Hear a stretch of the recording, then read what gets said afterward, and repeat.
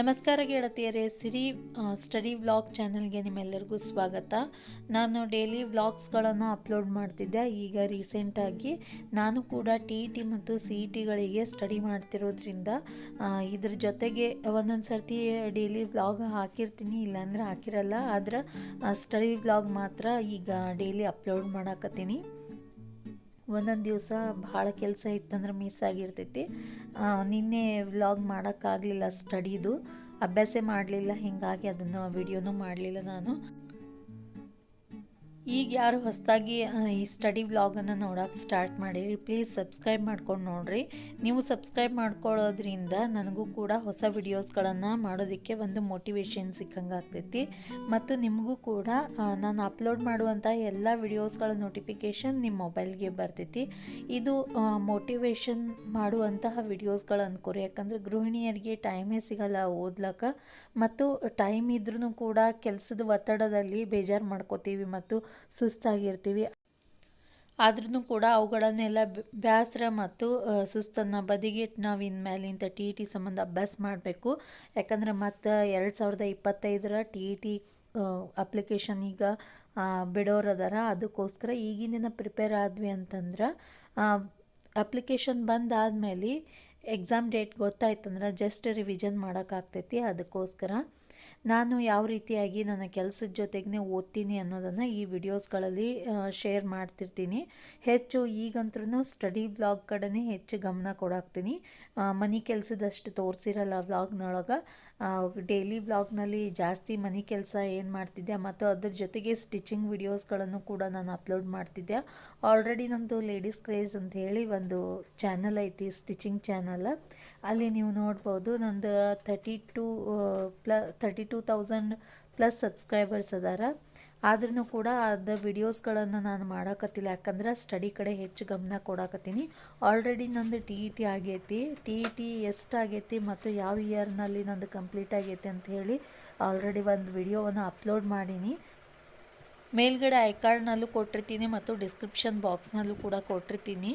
ಅಲ್ಲಿ ನೀವು ಕ್ಲಿಕ್ ಮಾಡೋದ್ರ ಮೂಲಕ TET ರಿಸಲ್ಟ್ನ ವಿಡಿಯೋವನ್ನು ನೀವು ನೋಡ್ಬೋದು. ಮತ್ತು ನಾನು ಹಿಂದಿನ ವಿಡಿಯೋಸ್ಗಳ ಒಳಗೆ ತೋರಿಸಿದ್ದೆ ನಾನು TETಗಾಗಿ ಯಾವ ಬುಕ್ಕನ್ನು ರೆಫರ್ ಮಾಡಿದ್ದೆ ಅಂಥೇಳಿ. ಮತ್ತು ಈಗ ಸಿಲೆಬಸ್ ಎಲ್ಲ ಮೊದಲಿನಕ್ಕಿಂತಲೂ ಹೊಸದಾಗಿರೋದ್ರಿಂದ ನೆಕ್ಸ್ಟ್ 2022 ನಾ ಯಾವ ಬುಕ್ಸ್ಗಳನ್ನು ರೆಫರ್ ಮಾಡಾಕ್ತೀನಿ TETಗೋಸ್ಕರ. ಮತ್ತು ಈಗ CETಗೂ ಹಾಗೆ ಪ್ರಿಪೇರ್ ಆಗ್ತೀನಿ. ಈಗ PST ಕಾಲ್ ಫಾರ್ಮ್ ಆಗೋದ್ರೊಳಗೈತಿ, GPT ಆಗ್ತಾವೆ. ಆದರೆ ನನ್ನ GPT ಕ್ವಾಲಿಫೈ ಇಲ್ಲ. ನಂದು ಕಾಂಬಿನೇಷನ್ಸ್ ಬೇರೆ ಬೇರೆ ಅದಾವು. ಬಿ ಎಡ್ ಆಗಿಲ್ಲ ನಂದು, ಓನ್ಲಿ D.Ed ಆಗೈತಿ. D.Ed ಮೇಲೂ GPT ಬರೀಬೋದು, ಆದರೆ ಕಾಂಬಿನೇಷನ್ಸ್ ಕರೆಕ್ಟ್ ಇಲ್ಲ ನಂದು. D.Ed ಬೇರೆ ಐತಿ ಮತ್ತು B.Ed ಕಾಂಬಿನೇಷನ್ಸ್ ಬೇರೆ ಅದಾವು. ನನಗೆ PST ಬರೆಯೋಕ್ಕೆ ಒಂದೇ ಅವಕಾಶ ಐತಿ. ಮತ್ತು ಈಗ ನಾನು TET ಯಾಕೆ ಓದಾಕ್ತೀನಿ ಅಂದ್ರೆ ಸ್ಕೋರ್ ಮಾಡ್ಕೊಳ್ಳೋದ್ರ ಸಲುವಾಗಿ ಮತ್ತು ಇನ್ನೊಂದು ಸ್ವಲ್ಪ ಅಭ್ಯಾಸ ಮಾಡಾಕ್ತೀನಿ.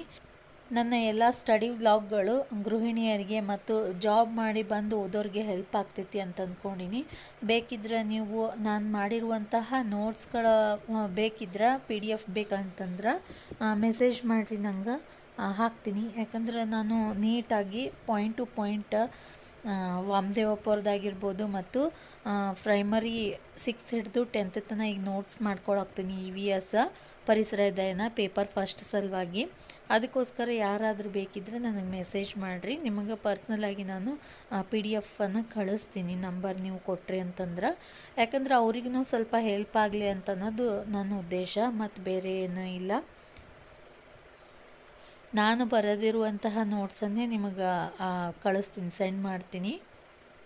ಮನೆಯದೆಲ್ಲ ಕೆಲಸ ಮುಗಿಸ್ಕೊಂಡು ಹುಡುಗರು ಸ್ಕೂಲಿಗೆ ಹೋದ್ಮೇಲೆ ಮನೆಯೆಲ್ಲ ಕ್ಲೀನ್ ಮಾಡಿಕೊಂಡು ಈಗ ಮಧ್ಯಾಹ್ನ 1:30-2 ಗಂಟೆ ತನಕ ನನ್ನ ಕೆಲಸ ಆಗ್ತೈತಿ. ಅದು ಮುಗಿಸ್ಕೊಂಡು ನಾನು ಓದಕ್ಕೆ ಕೂಡ್ತೀನಿ.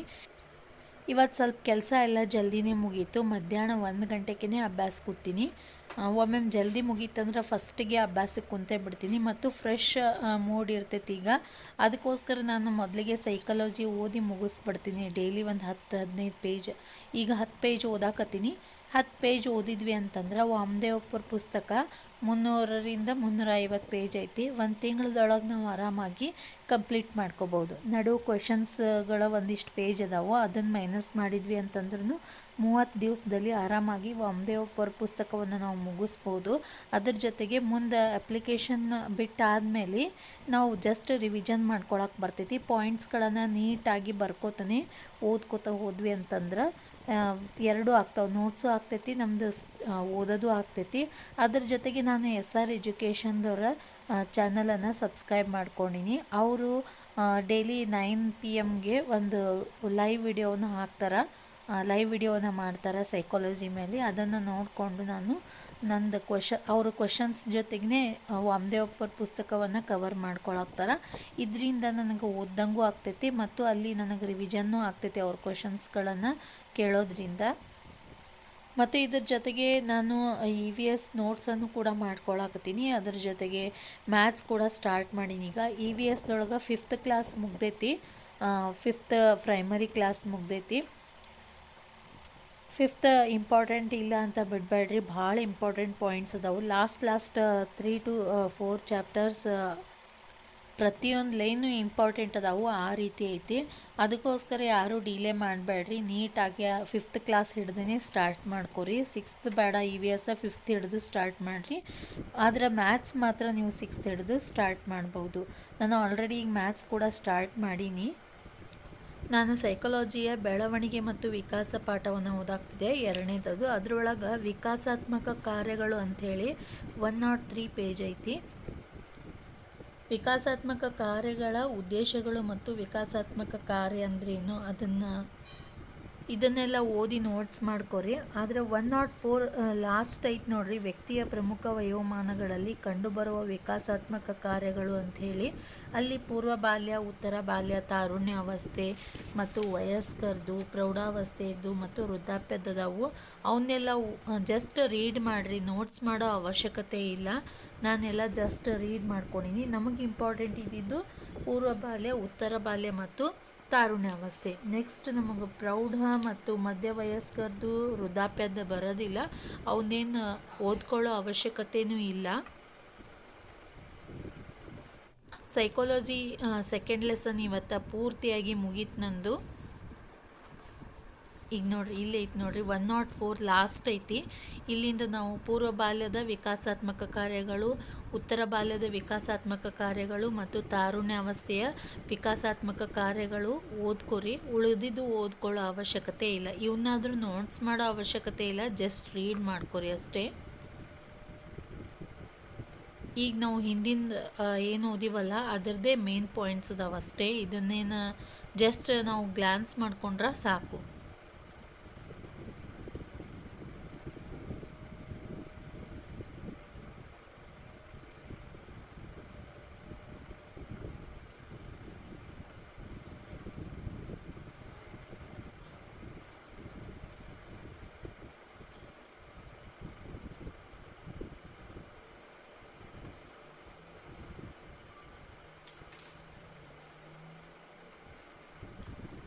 ನೋಡ್ರಿ, ಇಲ್ಲಿ ಪ್ರೌಢಾವಸ್ಥೆ ಮತ್ತು ವಯಸ್ಕ ಹಂತದ ವಿಕಾಸಾತ್ಮಕ ಕಾರ್ಯಗಳದಾವು, ಅವನ್ನೇನು ಓದ್ಕೊಳ್ಳೋ ಅವಶ್ಯಕತೆ ಇಲ್ಲ.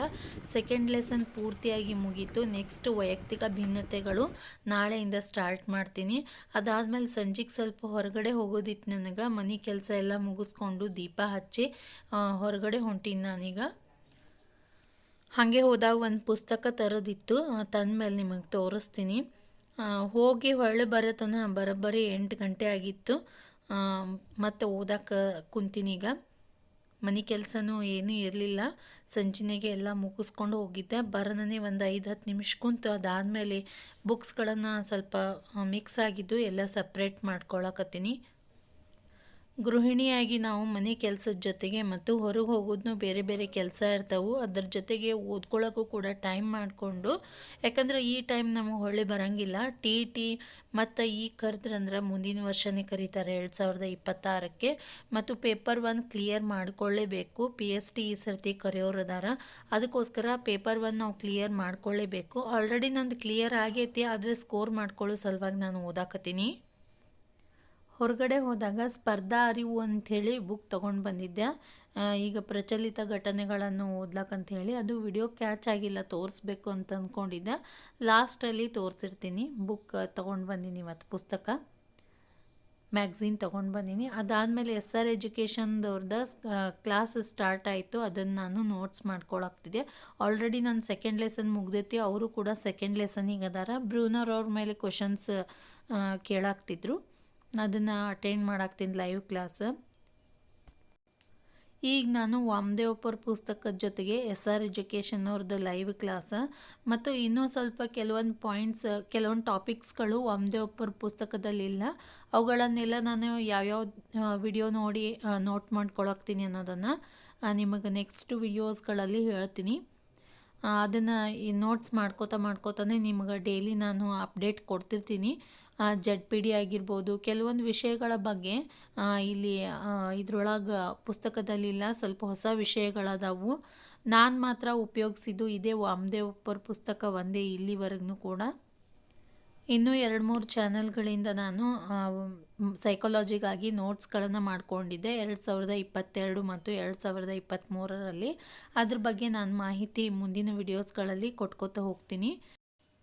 ಡೈಲಿ SR ಎಜುಕೇಷನ್ದವರು 15ರಿಂದ 20 ಕ್ವಶನ್ಸ್ಗಳನ್ನು ಹೇಳ್ತಾರೆ. 9 ಗಂಟೆಯಿಂದ 9:45 10ರೊಳಗೆ ಅನ್ಕೋರಿ. ಫುಲ್ 1 ಅವರ್ ಇರೋಂಗಿಲ್ಲ, 45 to 48 ಮಿನಿಟ್ಸ್ ಅಷ್ಟಿರ್ತೈತಿ. ಅಷ್ಟರೊಳಗೆ ಅವರು 15ರಿಂದ 20 ಕ್ವಶನ್ಸ್ಗಳನ್ನು ಕಂಪ್ಲೀಟ್ ಮಾಡ್ತಾರೆ. ಅದ್ರ ಜೊತೆಗೆ ಚಾಪ್ಟರ್ಸ್ಗಳು ಕೂಡ ಕವರ್ ಮಾಡ್ತಾರೆ. ನಾನು ಆ ಚಾನಲ್ ಬಗ್ಗೆ ಪ್ರತಿಯೊಂದು ವಿಡಿಯೋ ಒಳಗೂ ಹೇಳಾಕ್ತೀನಿ, ಯಾಕಂದ್ರೆ ಯಾರು ಹೊಸದಾಗಿ ನೋಡ್ತಿರ್ತಿರಲ್ಲ ಅವ್ರಿಗೆ ಗೊತ್ತಾಗಲಿ ಅಂಥೇಳಿ. ಯಾಕಂದ್ರೆ ಎಲ್ಲ ವಿಡಿಯೋಸ್ಗಳು ಎಲ್ಲರೂ ನೋಡಿರಲ್ಲ, ಮಧ್ಯದಲ್ಲಿ ಒಂದೊಂದು ವಿಡಿಯೋವನ್ನು ಅವ್ರು ಕ್ಲಿಕ್ ಮಾಡಿ ನೋಡ್ತಿರ್ತಾರೆ. ಆವಾಗ ಅವ್ರಿಗೆ ಗೊತ್ತಾಗಬೇಕಲ್ಲ, ಯೂಸ್ ಆಗಲಿ ಅಂಥೇಳಿ. ಭಾಳ ಚಂದ ಹೇಳ್ಕೊಡ್ತಾರೆ SR ಎಜುಕೇಷನ್ದವರು. ಅದಕ್ಕೋಸ್ಕರ ನಾನು ಅವ್ರದ್ದೇ ರೆಫರ್ ಮಾಡಿರಿ ಅಂತ ಹೇಳಾಕ್ತೀನಿ ಈ ಸದ್ಯಕ್ಕೆ. ಆದರೆ ಅದ್ರ ಜೊತೆಗೆ ವಾಮದೇವಪ್ಪರ ಪುಸ್ತಕ ನಾವು ಓದಲೇಬೇಕು.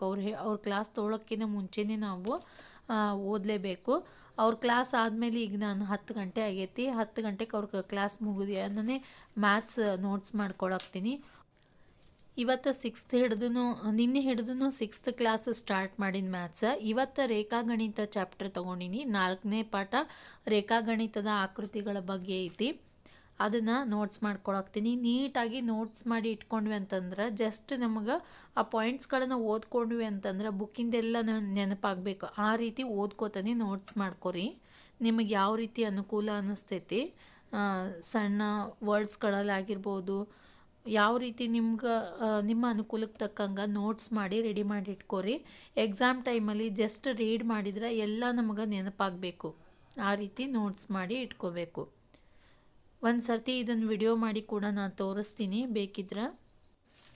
ನೀವು ಬೇರೆ ಎಲ್ಲ ಮ್ಯಾಥ್ಸ್ ವಿಡಿಯೋಸ್ಗಳನ್ನು ನೋಡೋಕ್ಕಿಂತಲೂ ಮುಂಚೆ ಒಂದು ಸರ್ತಿ ನಾವು ಈ ರೀತಿಯಾಗಿ ಪ್ರೈಮರಿ ಮತ್ತು ಹೈಸ್ಕೂಲ್ ಬುಕ್ಸ್ಗಳನ್ನು ಒಂದು ಸರ್ತಿ ಓದಿ ತೆಗಿಬೇಕು. ಅಂದಾಗ ಮಾತ್ರ ಬೇರೆ ವಿಡಿಯೋಸ್ಗಳನ್ನು ನೋಡಿದಾಗ ನಮಗೆ ಕಂಪ್ಲೀಟಾಗಿ ಅವ್ರು ಹೇಳುವಂತಹ ಕ್ವಶನ್ಸ್ಗಳು ಅರ್ಥ ಆಗ್ತಾವೆ, ಅವ್ರು ಮಾಡುವಂಥ ಸೊಲ್ಯೂಷನ್ಸ್ಗಳು ಅರ್ಥ ಆಗ್ತಾವೆ. ಈ ರೇಖಾಗಣಿತ ಪಾಠದೊಳಗೆ ಏನೇನದ ಅಂದ್ರೆ ಬಿಂದು ಹಿಡಿದು ವೃತ್ತದವರೆಗೂ ಎಲ್ಲ ಭುಜಾಕೃತಿಗಳಾಗಿರ್ಬೋದು ಮತ್ತು ರೇಖಾಖಂಡ ಮತ್ತು ಬಹುಭುಜಾಕೃತಿ ಒಳಗೆ ಪಾರ್ಶ್ವ ಶೃಂಗಗಳಂದ್ರೇನು, ಪಾರ್ಶ್ವ ಬಾಹುಗಳಂದ್ರೇನು, ಎಲ್ಲದ್ರ ಬಗ್ಗೆ ಪೂರ್ತಿಯಾಗಿ ನೋಟ್ಸ್ ಐತಿ. ಈಗ ಟೈಮ್ 10:30 ಆಗೈತಿ. ಇನ್ನು ಅಡುಗೆ ಊಟಕ್ಕದು ಬರ್ತಾರೆ, ಅದಕ್ಕೋಸ್ಕರ ಇಲ್ಲಿಗೆ ಸ್ಟಾಪ್ ಮಾಡ್ತೀನಿ. ಚತುರ್ಭುಜಗಳ ತನಕ ಬಂದೀನಿ. ಈಗ ಇಲ್ಲಿಂದ ನೆಕ್ಸ್ಟ್ ಸ್ಟಾರ್ಟ್ ಮಾಡಬೇಕು. ಊಟಕ್ಕೆಲ್ಲ ಕೊಟ್ಟಾದ್ಮೇಲೆ ಮತ್ತೆ ಅಭ್ಯಾಸ ಸ್ಟಾರ್ಟ್ ಮಾಡ್ತೀನಿ ನಾನು. ಈಗ ಟೈಮ್ ನೋಡ್ರಿ 12 ಗಂಟೆ ಆಗೈತಿ. ನಾನು 11:30ಗೆ ರಾತ್ರಿ ಸ್ಟಾರ್ಟ್ ಮಾಡೀನಿ. ಲಾಸ್ಟ್ ಚತುರ್ಭುಜಕ್ಕೆ ಮುಗ್ದಿತ್ತು. ಚತುರ್ಭುಜದಿಂದ ಮತ್ತೆ ಸ್ಟಾರ್ಟ್ ಮಾಡೀನಿ ಮ್ಯಾಥ್ಸ್ ನೋಟ್ಸ್ ಮಾಡ್ಕೊಳಕ್ಕೆ. ಭಾಳ ಇಂಪಾರ್ಟೆಂಟ್ ಪಾಯಿಂಟ್ಸ್ ಅದಾವು. ಎಲ್ಲರೂ ನೀಟಾಗಿ ಓದ್ಕೋರಿ. ಬರೀ ವಿಡಿಯೋಸ್ಗಳನ್ನು ಕೇಳೋದ್ರಿಂದ ಉಪಯೋಗ ಇಲ್ಲ. ಈ ರೀತಿ ನಾವು ನೋಟ್ಸ್ ಮಾಡಿ ಇಟ್ಕೊಂಡು ಆಮೇಲೆ ವಿಡಿಯೋಸ್ಗಳು ಮ್ಯಾಥ್ಸ್ ಬಗ್ಗೆ ಅಂತೂ ಸ್ಪೆಷಲಿ ಬುಕ್ಸ್ಗಳನ್ನು ನೋಡಿ ಓದ್ಕೊರಿ ಮತ್ತು ಅದರಲ್ಲಿರುವಂತಹ ಎಕ್ಸಸೈಸ್ಗಳನ್ನು ಪ್ರಾಕ್ಟೀಸ್ ಮಾಡಿರಿ. ಅದಾದಮೇಲೆ ನೀವು ಯೂಟ್ಯೂಬ್ ಚಾನಲ್ನೊಳಗೆ ಬರುವಂತಹ ಕ್ವಶನ್ ಆನ್ಸರ್ ಸೊಲ್ಯೂಷನ್ಸ್ಗಳನ್ನು ನೋಡ್ಕೊತಾ ಹೋಗ್ರಿ. ಅಂದರೆ ಈಸಿಯಾಗಿ ತಿಳಿತಾವೆ ನಿಮಗೆ. ಇದು ಲೇಟ್ ನೈಟ್, ಇದು 11:30ಯಿಂದ 12:30 ಪೌಣೆ 1 ತನಕ ಅಭ್ಯಾಸಕ್ಕೆ ಕುಂತಿದ್ದೆ. ಟೋಟಲಿ ಇವತ್ತು ಮಧ್ಯಾಹ್ನ 2.5 ತಾಸು ತನಕ ಮಾಡೀನಿ. 1ರಿಂದ 3:30 ಗಂಟೆ ತನಕ ಮತ್ತು 8:30ಯಿಂದ 10:30 ತನಕ 2 ತಾಸಾಯಿತು. ಈಗ 1 ತಾಸು ಕುಂತೀನಿ. ಟೋಟಲಿ 5:30 6 ತಾಸು ಆಯ್ತು ಇವತ್ತಿನ ಅಭ್ಯಾಸ ನಂದು. ಈ ರೀತಿ ಡೈಲಿ ನಾವು 5-6 ತಾಸು ಅಭ್ಯಾಸ ಮಾಡೋದ್ರಿಂದ ನಡುವೆ ಯಾವಾಗಾದರೂ ಗ್ಯಾಪ್ ಆದರೆ ಅಲ್ಲಿ ಕವರ್ ಆಗಿಬಿಡ್ತೈತಿ. ಯಾಕಂದ್ರೆ ಎಲ್ಲರೂ ಹೋಗೋದಿರ್ತೈತಿ, ಊರಿಗೆ ಹೋಗೋದಿರ್ತೈತಿ, ಆವಾಗ ಪೂರ್ತಿ ಕವರ್ ಮಾಡ್ಕೊಳಕ್ಕೆ ಆಗ್ತೈತಿ ನಮಗೆ. ಈ ವಿಡಿಯೋಸ್ಗಳೆಲ್ಲ ನಿಮಗೆ ಹೆಲ್ಪ್ ಆಗ್ತಾವೆ ಅಂತ ಅಂದ್ಕೊಂಡಿನಿ, ಮೋಟಿವೇಟ್ ಆಗ್ತಾವೆ ಅಂತ ಅಂದ್ಕೊಂಡಿನಿ. ನೀವು ಕೂಡ ಇದೇ ರೀತಿಯಾಗಿ ಅಭ್ಯಾಸ ಮಾಡೋಕ್ಕೆ ಚಾಲು ಮಾಡಿರಿ. ಮತ್ತು ನಾನು ರೇಖಾಗಣಿತದ ಮೇಲೆ ಯಾವ ರೀತಿಯಾಗಿ ನೋಟ್ಸನ್ನು ಮಾಡ್ಕೊಂಡಿನಿ ಅಂಥೇಳಿ ಒಂದು ಸಣ್ಣ ವಿಡಿಯೋ ಮಾಡಿ ಹಾಕಿರ್ತೀನಿ. ನೋಡಿರಿ ಯಾವ ರೀತಿಯಾಗಿ ಮಾಡೀನಿ ಅಂತ ಹೇಳಿ. ನಿಮಗೆ ಇಷ್ಟ ಆದರೆ ಆ ಪಾಯಿಂಟ್ಸ್ಗಳನ್ನು ನೀವು ಕೂಡ ನೋಟ್ ಮಾಡ್ಕೋಬೋದು. ಮತ್ತು ಹೊಸದಾಗಿ TET CETಗಳಿಗೆ ಯಾರಾದರೂ ಹೌಸ್ ವೈಫ್ ಆಗಿ ಓದ್ತಾ ಇದ್ರಿ ಅಂತಂದ್ರೆ ಅವರಿಗೂ ಕೂಡ ಶೇರ್ ಮಾಡಿರಿ ನಿಮ್ಮ ಫ್ರೆಂಡ್ಸ್ಗಳಿಗೆ. ಇದರಿಂದ ಅವರಿಗೂ ಕೂಡ ಒಂದು ಮೋಟಿವೇಶನ್ ಸಿಕ್ಕಂಗೆ ಆಗ್ತೈತಿ. ಮನೆ ಕೆಲಸದೊಂದಿಗೆ ಯಾವ ರೀತಿಯಾಗಿ ನಾವು ಅಭ್ಯಾಸಕ್ಕೆ ಟೈಮ್ ಮಾಡ್ಕೋಬೇಕಂತೇಳಿ. ಈಗ 12:30 ಪೌಣೆ 1 ಆಗೈತಿ. ಈ ವಿಡಿಯೋನ ಇಲ್ಲಿಗೆ ಸ್ಟಾಪ್ ಮಾಡ್ತೀನಿ. ಈ ವಿಡಿಯೋನ ನೋಡಿದ್ದಕ್ಕೆ ನಿಮ್ಮೆಲ್ಲರಿಗೂ ಧನ್ಯವಾದಗಳು.